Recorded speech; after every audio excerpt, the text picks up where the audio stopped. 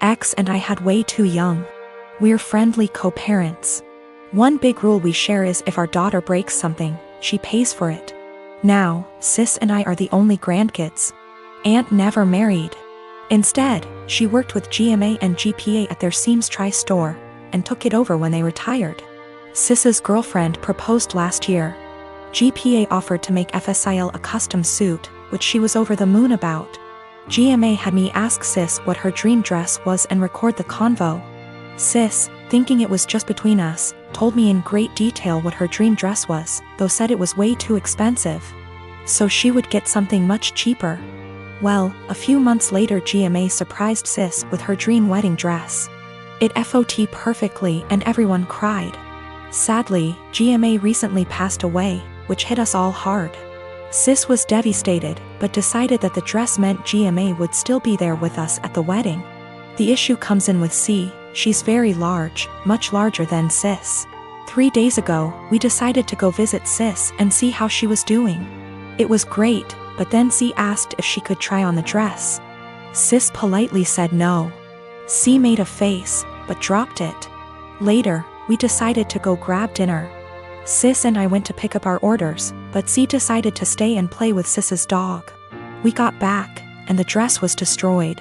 C had apparently tried to get it on, popping some seams, and got stuck. Instead of waiting for help, she cut her way out. The dress was hacked to bits. Sis was devastated and asked us to leave. I grounded C and called Aunt with some pictures, asking if it could be saved. She said there was no. She said she'd make a new one, but it wasn't the same. Then she dropped the bomb on me. GMA had hand-sewed most of the dress, used super expensive fabric, and put almost 500 hours in making that dress. Since it was the only family wedding we'd have. In total, the dress cost $12,000, give or take. C has about $15,000 saved from various jobs, as well as winning writing competitions. This was supposed to help her in college.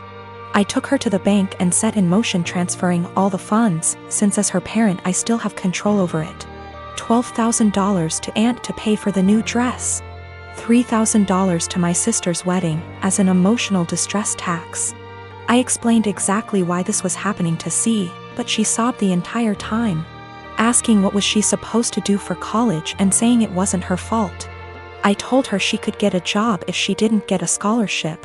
And it was her fault for trying on the dress after she'd been told no, and for not waiting until we got back. A few popped seams could have been fixed. Hacking the dress to pieces couldn't. C told my ex, and while she agreed C was in the wrong after the full story, said I shouldn't have ruined her future for a free dress. I reminded her of our rule, and she still thinks I'm wrong. $3,000, that was to make up to my sister that C destroyed the last gift our dead grandma ever gave her. I consider that part of the price of destroying the dress, since even if Aunt remakes it, it's lost a great deal of its sentiment value. I pointed out how young we has her because I wanted to explain how a 31-year-old has a 16-year-old kid. I do not resent having her, she's the best thing I've ever done. I also brought up C's size because Sis has Crohn's disease and thus is very tiny. The dress was made her for size, and C is much larger than Sis. I love C as she is, but just holding the dress up, it was clear it wouldn't fit. The money was C's have fun at college money, not her college fund. My ex and I are paying for whatever scholarships don't.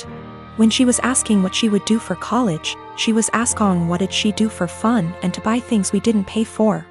I got off the phone with my ex. I sent her the pictures, and she freaked. She apparently didn't believe me when I said it had been hacked apart, and believed it was just a few torn seams. She was pretty much on my side after. She told me that she spent the day badgering our daughter, asking her why she did what she did. And finally C cracked and said she was mad that grandma wasn't alive to make her a dress, and that it was unfair. My sister got a free beautiful dress as a reminder when my daughter got nothing. Despite the many things she was given after the funeral. She tried it on, took it off when the seams popped, and then in anger hacked it apart. If she couldn't have a dress from grandma, no one could. Her own words. Honestly, knowing she did it on purpose has just made things worse. The fact that she could be so Tim and I met in an English literature class our junior year of college, and we've been together the 10 years since. While he ended up going into IT, I stayed in the liberal arts track and ended up doing non-profit work after college when I realized I didn't actually want to be a school teacher. Just to say that we always assumed he'd out-earn me by a considerable margin. Though when he made more, I always insisted we split things evenly to avoid potential resentment down the road. I've had sort of a non-linear career path, but ended up switching to the corporate world. To make a long story short, my liberal arts degree and time doing non-profit work gave me a lot of skills that enable me to really excel professionally in some more niche areas. I recently started a new job as a consultant, making way more than I'd ever anticipated. When I got the offer, I told Tim that the pay was amazing, but he didn't ask about the actual amount, and I didn't want to be braggy about it, especially since I was fairly sure it was above his current income. Well, we just put in an application for a new place, and in the process of having to submit our pay stubs, it's become obvious that I make roughly 30% more than he does now. I expected him to think that was cool, since he's a feminist and has always been super supportive of my career. But instead he started to make increasingly harsh jabs about how I cheated the system to get where I am. That no English Lit major makes more than a cybersecurity professional without cheating somehow. His major point is that I got my first job out of nepotism, which set me up to trample more qualified people who didn't have the same advantages.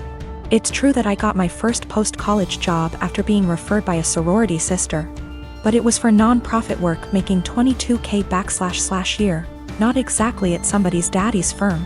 He also points out that at my first corporate job, I snagged a big promotion after volunteering to take on starting up the company's diversity //equity / inclusion program, and I'll admit that were I a white man, it's highly unlikely I would have been able to be the face of the eventually high-profile diversity program.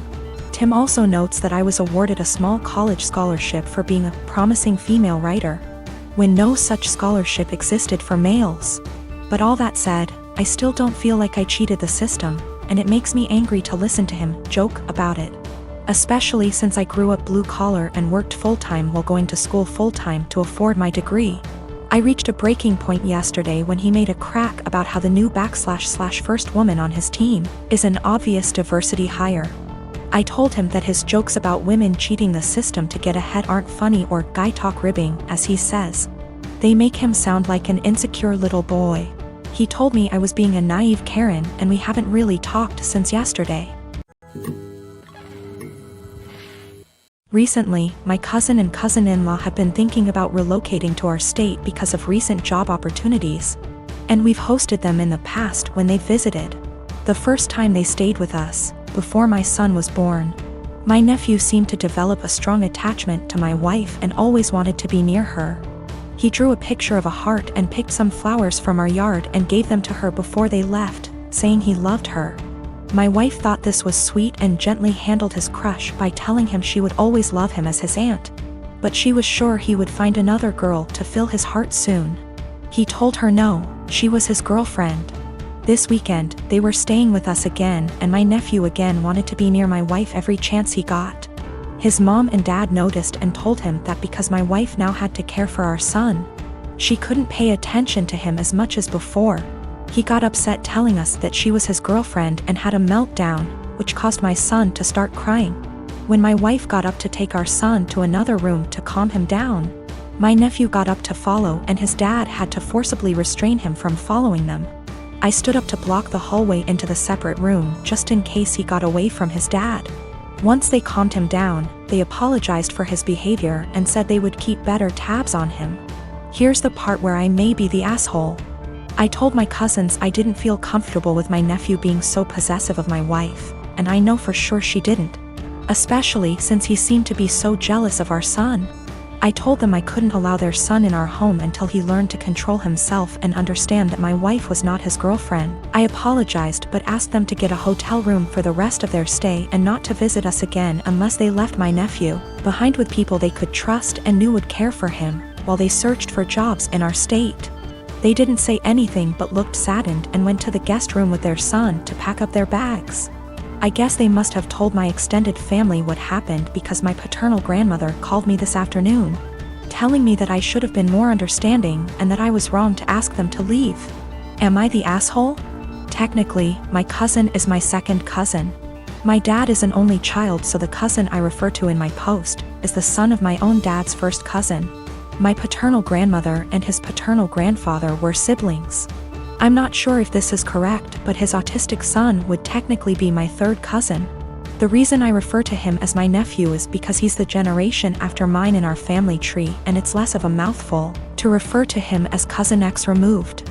A lot of people have posted that it's not correct to refer to him as my nephew, but to be frank, I don't care. And my family's never followed this traditional genealogy nomenclature. Without being specific, in the Western state I was born and grew up in, it's not uncommon to refer to even close, unrelated adults as uncles or aunts.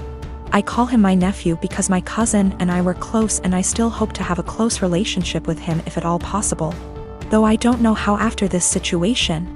Some have asked if I was jealous of my nephew calling my wife his GF. The first time, I thought it was amusing and was surprised that he had any romantic notions towards anyone, let alone my wife. Remember, in my mind he's my nephew, and I never thought of him as anything other than a large kid because of his developmental delays and normal, for him, childlike behavior. Regarding the situation that happened this weekend, I was only concerned for my wife and son's safety. I didn't know how he would react and followed my cousin's lead, but wasn't about to let him get near my wife and son once they left the room. I don't know what was said to my paternal grandmother, but I don't want to react in anger and want to talk to my cousin once we've both had time to process what happened and calmed down. So, my fiancé took up cooking during quarantine. We used to cook little and instead ate a lot out of the house. We could afford it and tended to eat healthy.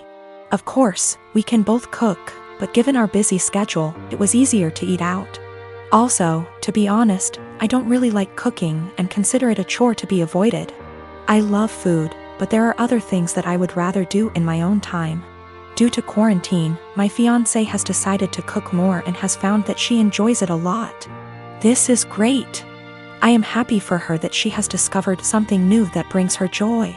Turns out she's pretty good at it too, and she cares about learning new skills, etc., so I benefited too. I still don't really like cooking myself, as I said, so in exchange for her putting all that effort into cooking, I help her out by paying for takeout in the evenings when she doesn't feel like cooking, and also I do everything else, wash the dishes, clean the table, etc. on the days she cooks.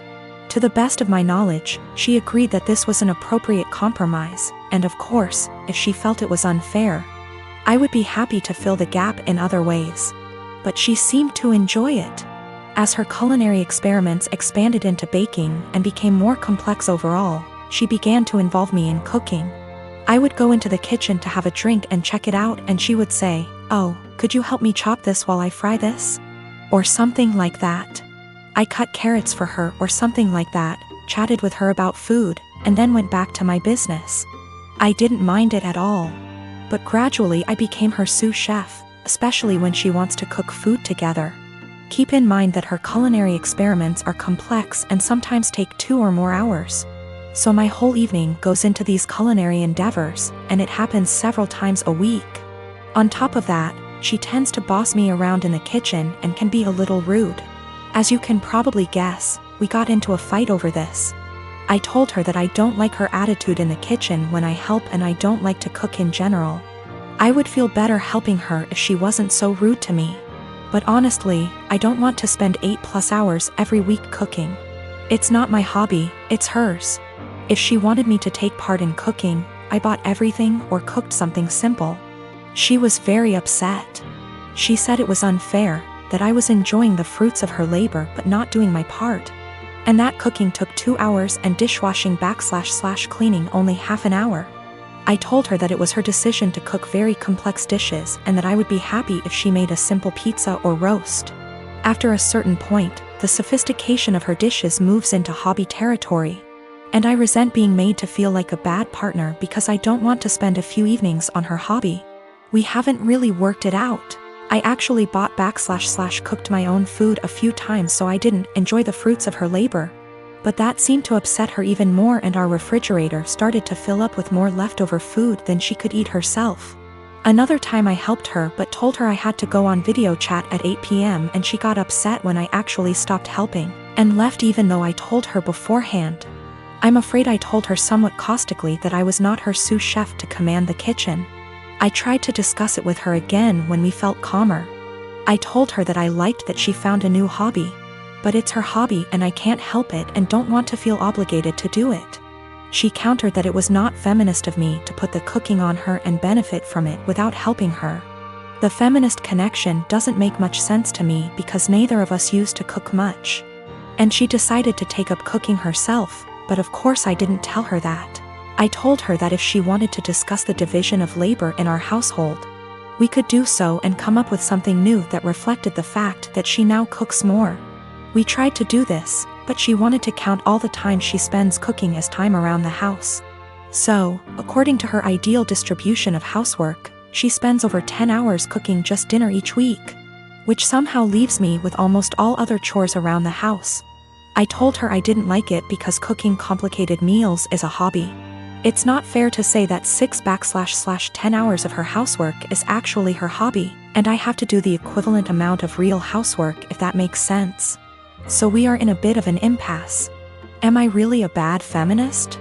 I don't think I'm wrong. I'm very familiar with emotional labor, mental stress, and all that, but I may be wrong. I love this woman and obviously want to marry her. But we are usually good at making logical decisions, and this is the first time we have had such a disagreement. I don't know how to get her to understand the line between cooking as a necessary activity and cooking as a hobby. P.S. The fiancé has taken up cooking gourmet meals as a hobby, but now it becomes my responsibility to help out and do more housework that I don't think I should.